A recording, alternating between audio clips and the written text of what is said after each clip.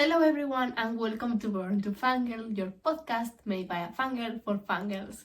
My name is Leire and I'm your host, and this is your safe space to laugh, to cry and to obsess together over anything and everything that we love, because let's be real, I can't like something without being a fan of it. I have to obsess over it. We are going to have to wait for like 3 months or more than 3 months, I don't even know, for the Formula 1 season to start.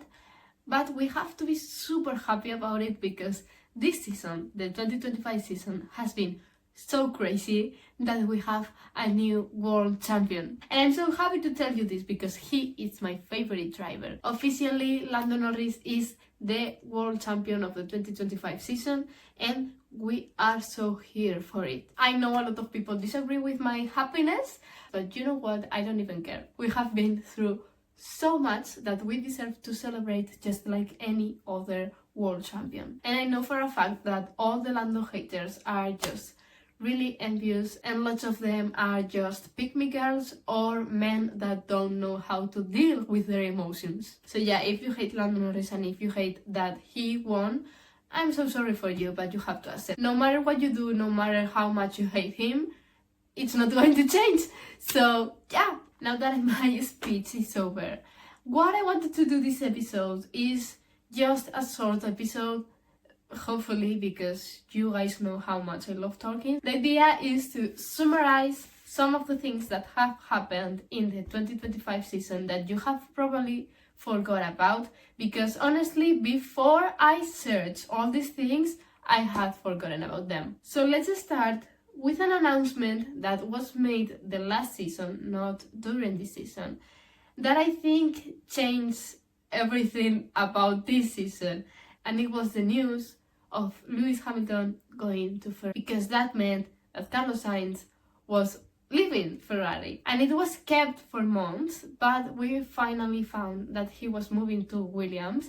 And I'm so happy to tell you that I think we all thought that he was going to move to Williams and we were all going to cry because Carlos is one of my favorites too.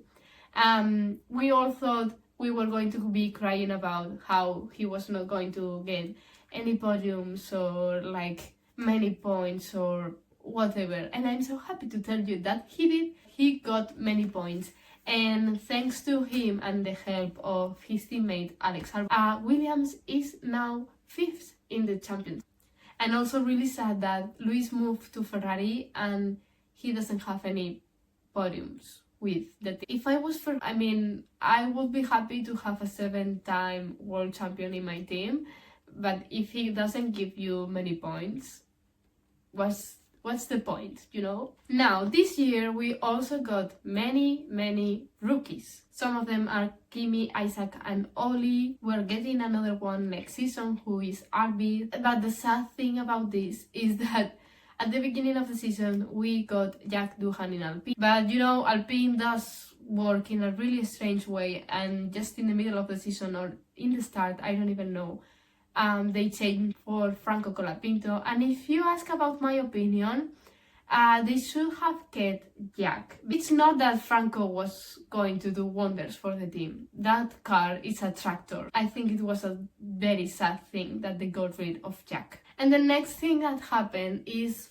well, another team that works in a really mysterious way is Red. And they signed Liam Lawson at the beginning of the season, and then halfway through it, they decided to change him for Yuki, and now Yuki is gone.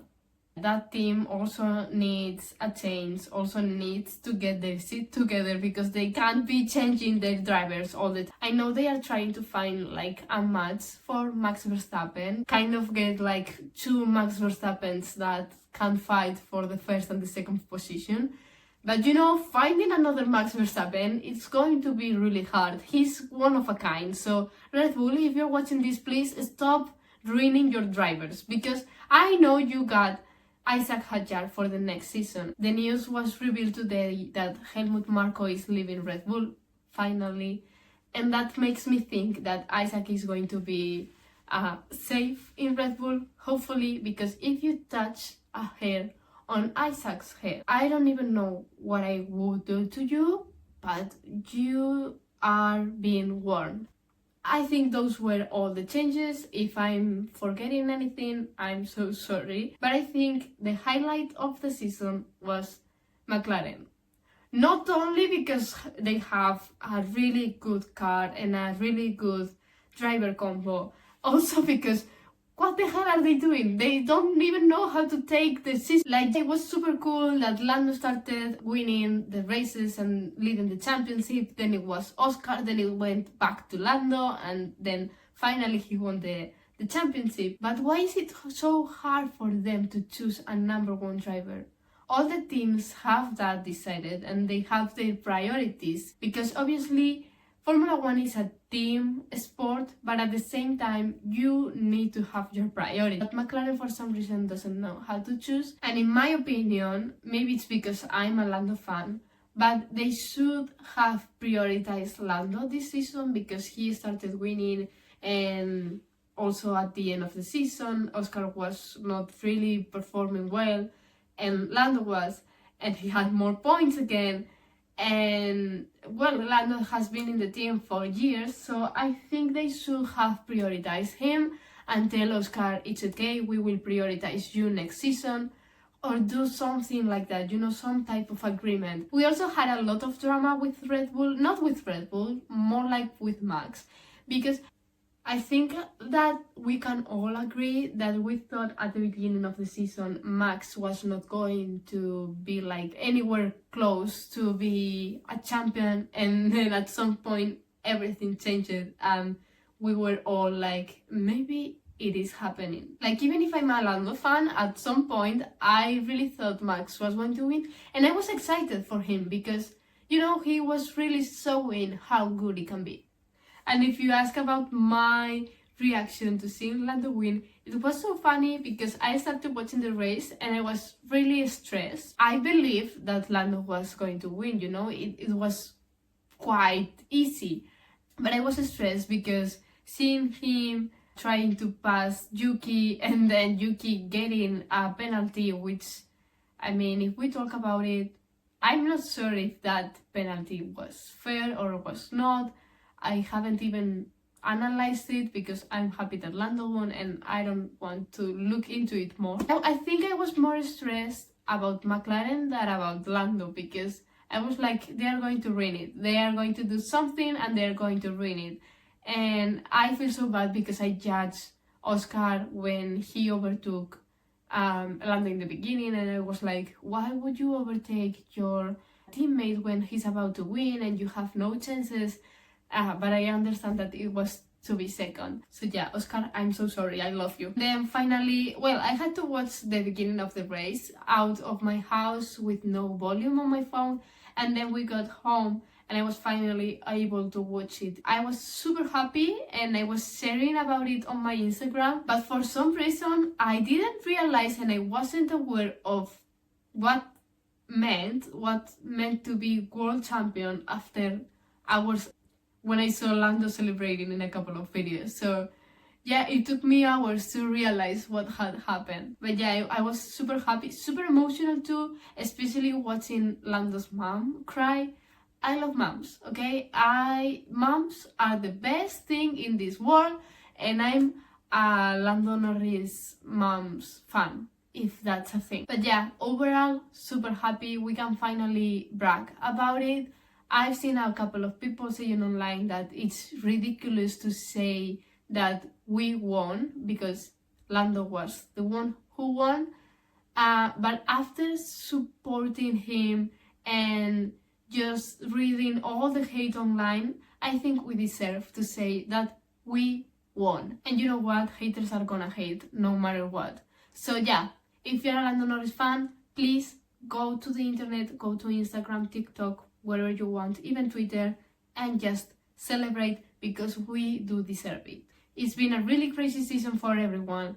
The 2026 season is going to be even crazier, I think. I can't even make predictions because since all the regulations are changing, I feel like it's really hard to tell what's going to happen. So for now, we just get to wait, say bye to Yuki Tsunoda and to DRS, and say hello to all the new regulations and all the changes that are happening. That was all for today. I would love to know your thoughts on the Formula 1 season, on what's going to happen next year, or who you were rooting for this season. And meanwhile, I invite you to subscribe or follow the podcast.